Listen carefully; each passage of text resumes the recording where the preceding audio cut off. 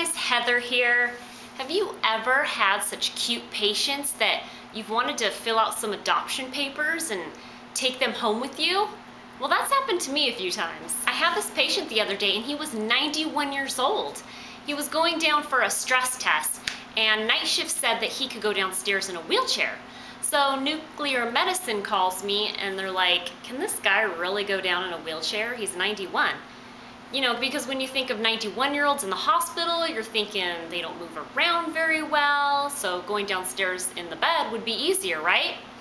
Well, that's not the case with this guy. He was so independent and cute. He was a little bit forgetful, but he was telling me the story about how his wife died a couple years ago, and he was getting all teary-eyed. It was kind of sad. But later on, we were taking a stroll down the hallway with his walker, and he was speeding. He needed some brakes.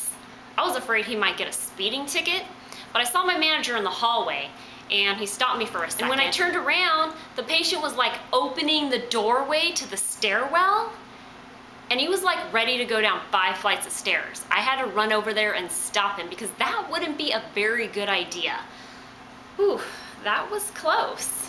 One time I was giving my patient some potassium elixir, and for those of you who know what that is, it does not taste very good.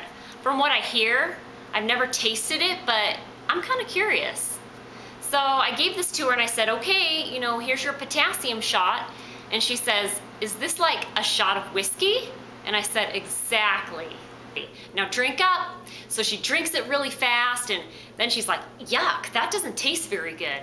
And I'm kind of laughing because I can only imagine how it tastes, but it probably can't taste much worse than whiskey, right? I remember this one patient who totally made my morning.